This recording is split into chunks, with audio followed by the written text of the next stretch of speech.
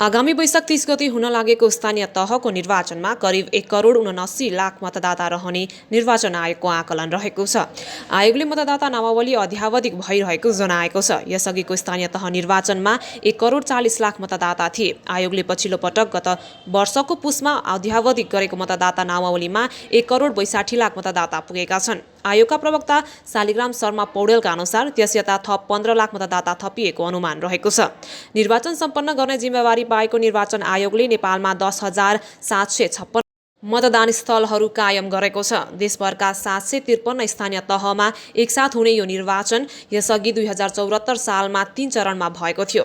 नयाँ संविधानले परिकल्पना गरेको 3 तहको संघीय संरचना बनेपछि 2074 वैशाख 31 गते पहिलो चरणको स्थानीय निर्वाचन भएको थियो। नेपालमा विक्रमसम्म 2004 साल जेठ 27 गते भएको काठमाडौँ नगरपालिकाको निर्वाचनलाई देशको इतिहासमा पहिलो निर्वाचन मानिँदै आएको छ। स्थानीय निर्वाचनमा मतदान गर्न 18 वर्ष उमेर पूरा भएको नेपाली नागरिक भएको हुनुपर्ने व्यवस्था रहेको छ। निर्वाचन आयोगले आगामी वैशाख 29 गतेसम्म 18 वर्ष पूरा भएका मतदाताले स्थानीय निर्वाचनमा मतदान गर्न पाउने निर्णय गरेको छ। विगतको अभ्यासमा निर्वाचन मिति घोषणा भएको मितिलाई आधार मान्ने गरिएको आयोगका अधिकारीहरू बताउँछन्। यसपटक आसन्न स्थानीय तहको निर्वाचनमा 19 वर्ष उमेर पुग्ने मिति निर्वाचनको ठिक अघिल्लो दिनलाई निर्दिष्ट मिति कट अफ डेट मान्दा करिब थप 2 लाख युवाले आफ्नो मताधिकार प्रयोग गर्न पाउने सुनिश्चितता भएको छ। उमेरको योग्यता पुगेका कारण मात्रै मतदानमा भाग लिन पाइँदैन। मतदानमा सहभागी हुन निर्वाचन आयोगले सङ्कलन गर्ने मतदाता नामावलीमा नाम समावेश भएको हुनुपर्छ र मतदाता परिचय पत्र अनिवार्य आवश्यक हुन्छ। आयोगले निर्वाचनको मिति घोषणा हुनु अघिसम्म यस्तो नामावली हरेक जिल्लामा रहेका उसको कार्यालयबाट सङ्कलन गर्ने गरेको छ। एकपटक नाम समावेश भएको व्यक्तिले हरेक निर्वाचनमा नाम समावेश गरिरहन आवश्यक पर्दैन। तर निर्वाचन आयोगबाट जारी भएको मतदाता परिचय पत्र मतदान स्थलमा अनिवार्य लिएर जानुपर्ने व्यवस्था रहेको छ। स्थानीय तह निर्वाचन ऐन अनुसार उम्मेदवारी दर्ता गर्ने दिनसम्म 21 वर्ष उमेर पूरा भएको व्यक्ति स्थानीय तहका जुनसुकै पदमा उम्मेदवार हुन पाउने व्यवस्था रहेको छ। उम्मेदवार हुन नेपाली नागरिक हुनुपर्छ र सम्बन्धित स्थानीय तह वा सम्बन्धित वडाको मतदाता नामावलीमा नाम समावेश भएको हुनुपर्छ। ऐन अनुसार सरकारी सेवामा कार्यरत निर्वाचन कसुरमा संलग्न भएर सजाय भोगेको 2 वर्ष नकटेको नैतिक पतनदेखि नै फौजदारी कसुर वा जन्मकैद हुने सजायमा अन्तिम फैसलाबाट सजाय पाएको व्यक्तिहरू स्थानीय तहमा उम्मेदवार हुन पाउने छैनन्। सङ्गठित अपराध र जातीय भेदभाव तथा छुवाछुत बोक्सी वा बहुविवाहको कसुरमा सजाय पाएर निश्चित अवधि पूरा नभएका व्यक्तिहरू पनि स्थानीय निर्वाचनमा उम्मेदवार हुन पाउँदैनन्। तर स्थानीय तहमा उम्मेदवार हुन कुनै पनि दलको सदस्य भएकै हुनुपर्छ भन्ने बाध्यता रहँदैन। देशभरका स्थानीय तहका प्रमुख उपप्रमुख वडा अध्यक्ष र सदस्यका लागि आवश्यक 35,221 पदका लागि हुने निर्वाचनमा हुने उम्मेदवारको सङ्ख्या मनोनयनको अन्तिम नामावली प्रकाशित भएपछि मात्रै टुङ्गो लाग्छ। विक्रमसम्म 2074 सालमा भएको स्थानीय निर्वाचनमा विभिन्न दलबाट र स्वतन्त्र गरी 1,48,364 जना उम्मेदवार सहभागी रहेको निर्वाचन आयोगको विवरणमा उल्लेख छ। निर्वाचनमा 57 दल सहभागी भएकामा 18 वटा दलको स्थानीय तहमा प्रतिनिधित्व भएको थियो।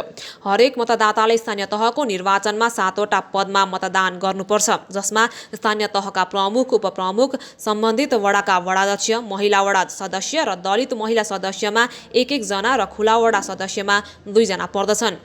यसअघिको निर्वाचनमा नगरपालिका वा गाउँपालिकाको प्रमुख पदमा उम्मेदवारी दर्ताका लागि 1,500 रुपैयाँ धरौटी राख्नुपर्ने व्यवस्था रहेको थियो। त्यसमा महिला, दलित तथा अल्पसङ्ख्यक समुदायका वा विपन्न उम्मेदवारलाई आधा छुट हुने व्यवस्था रहेको छ। वडाध्यक्षका लागि 1,000 र सदस्यका लागि 500 रुपैयाँ धरौटीको व्यवस्था आयोगले गरेको थियो।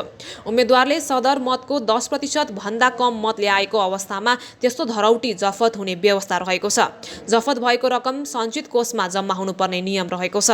उम्मेदवारको ठूलो खर्च निर्वाचन प्रचार प्रसारमा हुन्छ, तर यस्तो खर्चको पारदर्शितामा प्रश्न उठ्ने गरेका छन्।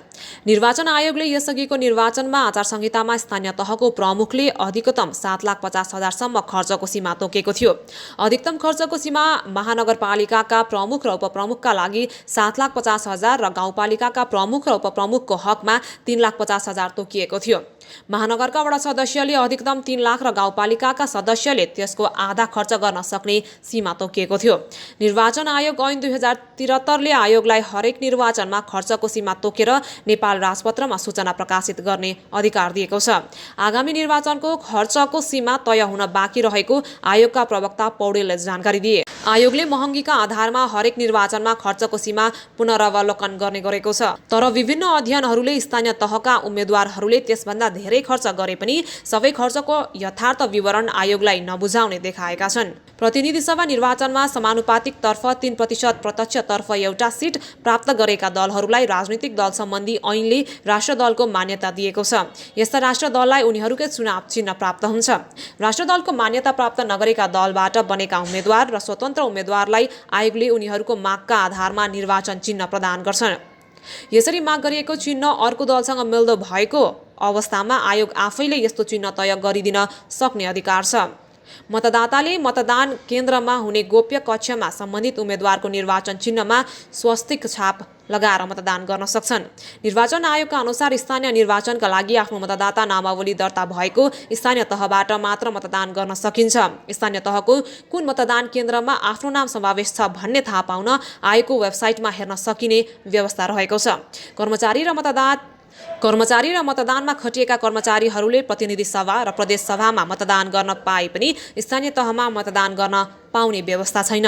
विदेशमा रहेका नेपालीलाई अनलाइनबाट मतदानको व्यवस्था मिलाउने बारे बहस भइरहे पनि आगामी स्थानीय निर्वाचनमा नेपाल बाहिरबाट मतदानको सुविधा नहुने आयोगका प्रवक्ता पौडेलले बताए। निर्वाचन आयोगका अनुसार देशभर स्थानीय तहको निर्वाचन सम्पन्न गर्न 12 अर्ब खर्च हुने आकलन गरिएको छ। आयोगले मतदाता शिक्षा, मतपत्रको छपाई, ढुवानी, निर्वाचन पर्यवेक्षण र मतदानमा खटिने कर्मचारीहरूको तलब र भत्तामा खर्च गर्छ। सरकारले स्थानीय निर्वाचनको सुरक्षाका लागि देशभरका मतदान स्थलमा म्यादी प्रहरी भर्ना गरेर खटाउने गरेको छ। त्यसका लागि थप रकम खर्च हुने आयोगका प्रवक्ता पौडेलले बताए। सुरक्षा निकाय सहित अन्य सरकारी निकायहरूले पनि निर्वाचनमा अलग्गै खर्च गर्छन्। आगामी स्थानीय निर्वाचनको सुरक्षा खर्चका लागि गृह मन्त्रालयले करिब 17 अर्ब रुपैयाँ माग गरेको विवरणहरू आएका छन्।